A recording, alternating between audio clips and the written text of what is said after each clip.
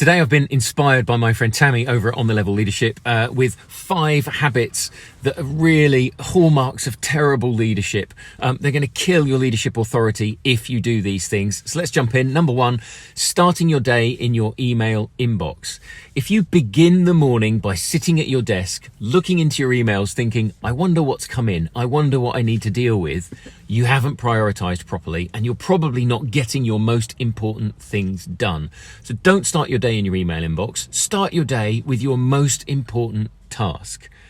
Number 2, saying what you think first in meetings or conversations. If you're in the leadership role and you start off your conversations or meetings by you saying what you think on the issue that you're discussing, you're not giving your colleagues room to say what they think. They're going to adjust what they say out loud to fit in with what you've just said you think's most important. If you want to make sure you're getting all the information you need, shut up. Let your colleagues speak first.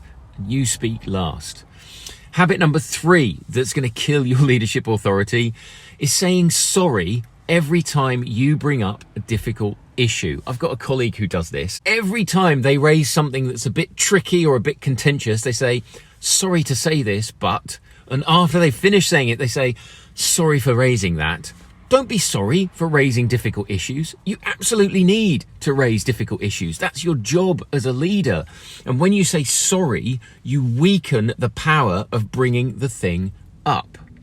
Habit number 4 of terrible leaders, assigning blame when things go wrong.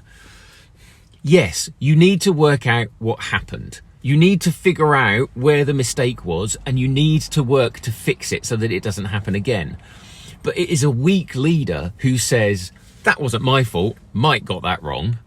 A strong leader will say, okay, Mike got that wrong, but you know what? I shouldn't have put him in that position. I should have given him the resources, the understanding, the principles necessary to make the decision right. I put him in an awful position. That's my fault. It's a quote by a guy called Jim Collins who wrote Good to Great. You really should check it out.